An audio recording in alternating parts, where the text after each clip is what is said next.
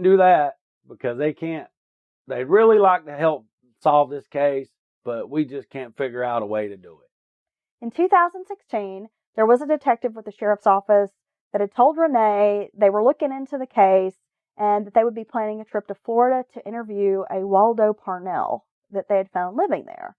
That March trip was canceled, and a detective in Florida reportedly had found this Waldo Parnell, conducted an interview, and reported that it was the wrong man. Like, they shared the same name, but it was not the man they were looking for. Okay. Although the Haywood County Sheriff's detective had not obtained a death certificate for Pete DeWitt, the same Florida detective had informed this cold case detective that Pete had died of natural causes and was dead. But they didn't actually get a copy of the death certificate. Okay. So, can you trust I don't know. this outside law enforcement agency? I don't know if you can trust them saying that what the other one said. The case still remains unsolved. Thomas Harden's murder is not the only unsolved case out of Haywood County at this time. A woman named Linda Pilkington, who was 43, was last seen walking from her home on Oakdale Road in Waynesville after allegedly having an argument with her husband. She left out, late at night about 10:30, was not seen again, missing for 2 weeks, and then they find her body in a remote area known as White Oak, which, if you've been to White Oak, remote is a good way to describe that place. Yeah. You don't end up there by accident. Her body was discovered by a fisherman, and she was about 30 foot off White Oak Road and was lodged on some rocks, kind of over an embankment, like looking down on the water. 3 branches covered the body, which made it difficult to see. Sheriff Tom Alexander was over the department at this time. And guess what? Her murder remains unsolved as well. Imagine that. Let's talk a bit about Tom Alexander. Oh, I thought you might bring that up. It was discovered that he was paid thousands of dollars every month to look the other way so that a South Carolina company could operate illegal video poker machines in our county. Wow. The owner claimed to have paid $100 per machine each month, or he would not be allowed to operate in the county. Although Alexander was not officially charged, he was named in court testimony because of another mountain sheriff who had pretty much done the same thing and got busted in 2008. Federal investigators wanted to take a look at Alexander's financial records linked to the illegal gaming operation. He was also subpoenaed by a grand jury. Alexander retired in January 2009 without facing criminal charges for his alleged role. Isn't it funny how that works? We'll just let you retire out if you just go away, because more than likely he was going to drag other people, local people in power, down with him. Now, can I just share my opinion on this sheriff? I don't think he's a very good sheriff. No, I think he's a crook. He's a good old boy. And I don't think he's a shit investigator, too. Honestly, after that story you've just laid out there, me and you could take control of that scene and figure that damn thing out better. Well, Tom and I, we have a history, and not because I'm a criminal or anything, but can I just give you a little background on this story? Lay it on us. Okay, sometime in the early 2000s, I wasn't even living in this area at the time. My great uncle was at home minding his own business, and he's an elderly gentleman. There was a home invasion. These 3 guys break in his house, attack him, seriously injure my great uncle. He was in the hospital for some time, in a coma for several days. Oh my God. I mean, I believe he had like a traumatic brain injury. I mean, this is really serious, right? Yeah. His girlfriend and a neighbor witnessed this attack, called the cops, knew the 3 assailants, gave eyewitness statements. So you have witnesses. Here are the men who broke in this house and attacked him, right? What happens? Nothing. Nothing happens. Well, you know me. I'm a very vocal, outspoken advocate when I feel there's injustice in the world. Yeah. It's just who I am by nature. I am very disheartened by this situation, and I contact the local newspaper. And I ask a journalist, why don't you look into this?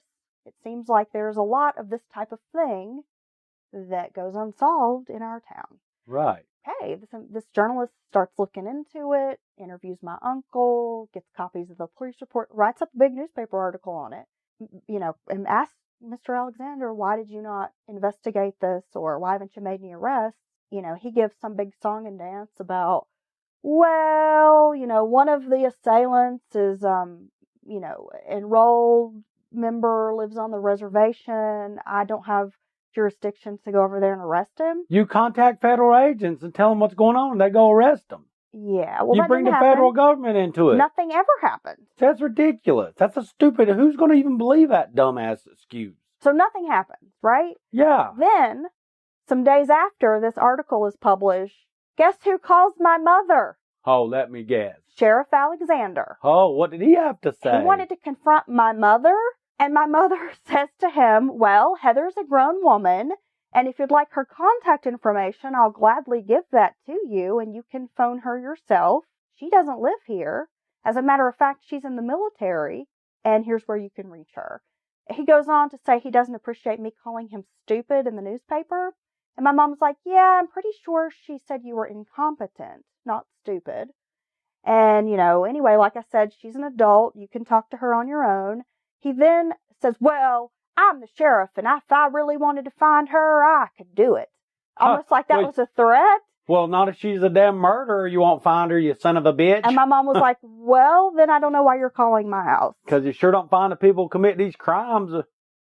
So, again, I just don't understand. Here you got the seasoned sheriff in town who's going to call my mama and complain about me. He sounds like a bully. When I'm an adult, I don't know. Here's what you got. I just don't have much for this fella. And I feel like there is a lot of unsolved cases and crimes that were committed under his time in office. Yep. That if there was an internal audit or investigation into that period of time, right, that they would turn up a lot of unsolved crimes. Yeah, it sounds like a case of incompetence, bad leadership, small town sheriff.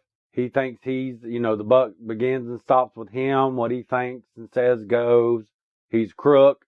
He's taking a legal.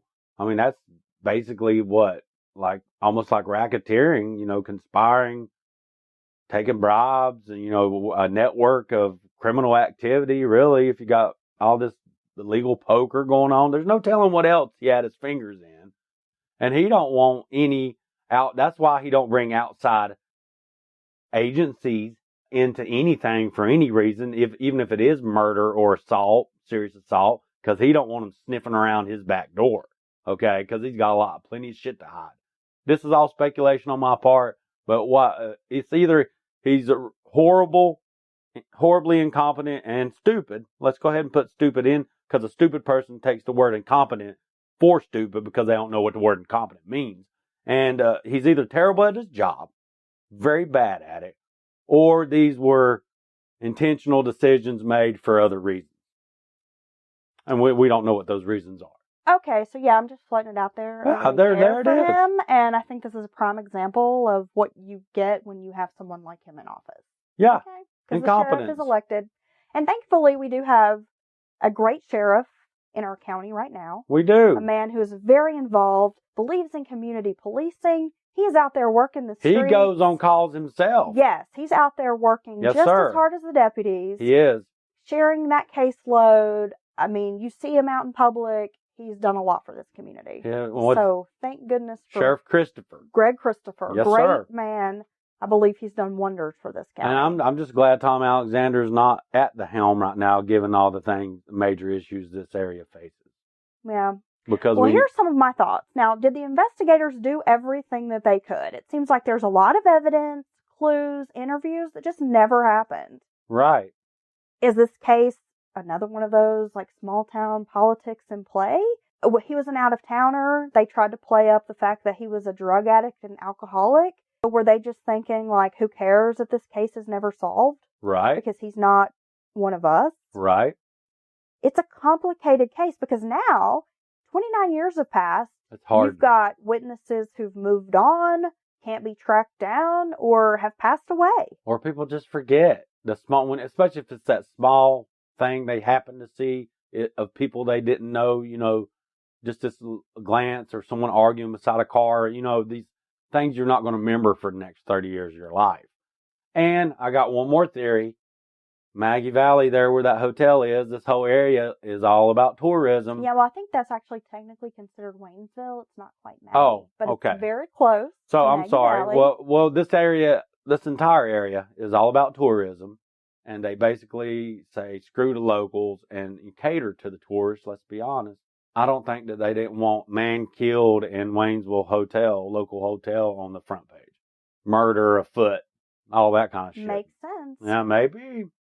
Well, and even now, it's a cold case. So is it like a lack of funding or resources that they don't want to have to put forth to do more investigation? I mean, it costs a lot of money to do DNA testing, a lot of manpower to work cold cases, especially when you are living in a high crime area. I mean, we have a huge opioid and methamphetamine problem here, like a lot of mountain towns, a lot of southern towns.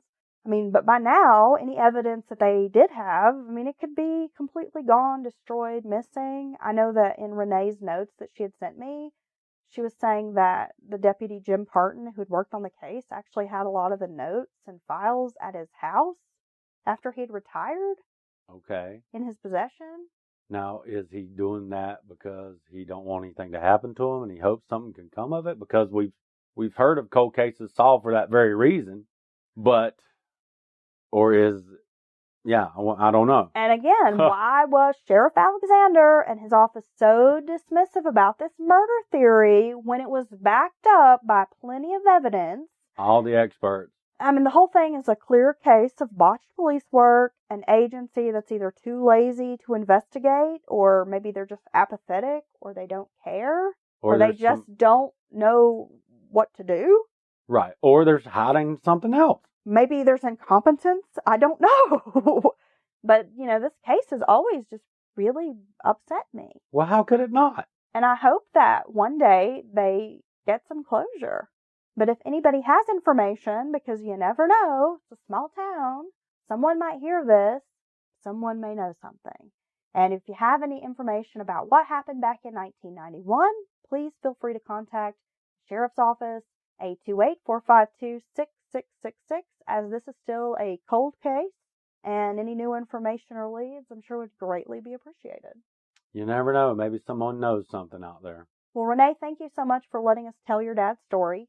Yes, thank you. And again, I hope that we might be able to bring a little closure for your family.